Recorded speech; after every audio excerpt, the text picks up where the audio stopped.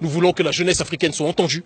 Et cela passe par une écoute réelle de nos élites vis-à-vis des populations. Et si ces élites continuent d'être dans la surdité et dans l'absurdité, eh bien, la jeunesse africaine prendra ses responsabilités et fera basculer la balance. Certains ont voulu nous réduire, à tort à mon sens, simplement à une lutte anti-France-CFA.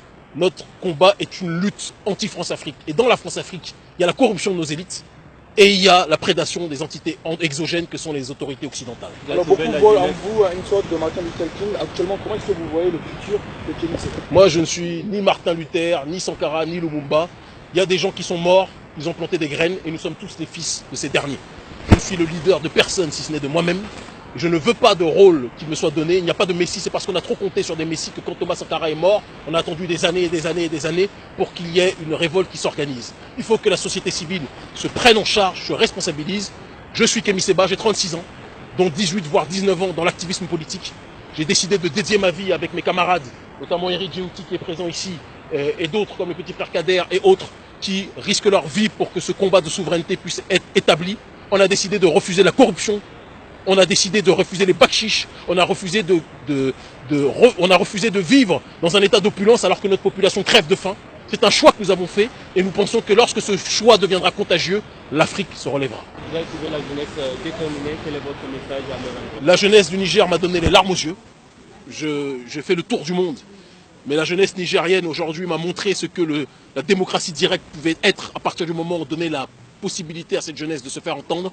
Et je pense que le prochain ou les prochains ministres, députés et peut-être même le prochain président de la République du Niger se trouve dans cette salle. Je suis convaincu.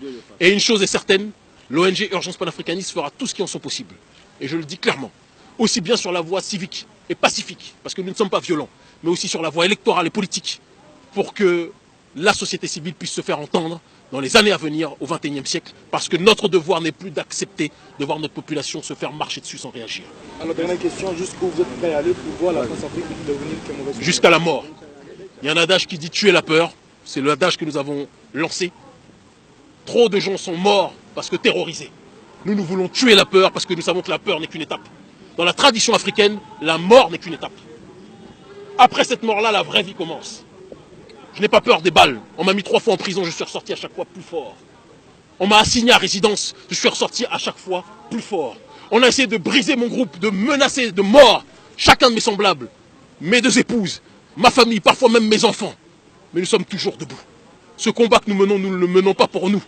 Il serait tellement plus simple de vivre de manière paisible. En une année, j'ai vu peu de fois ma famille. Mais ma famille sait que je fais ça pour le continent africain, pour que ce XXIe siècle puisse être celui de notre autodétermination.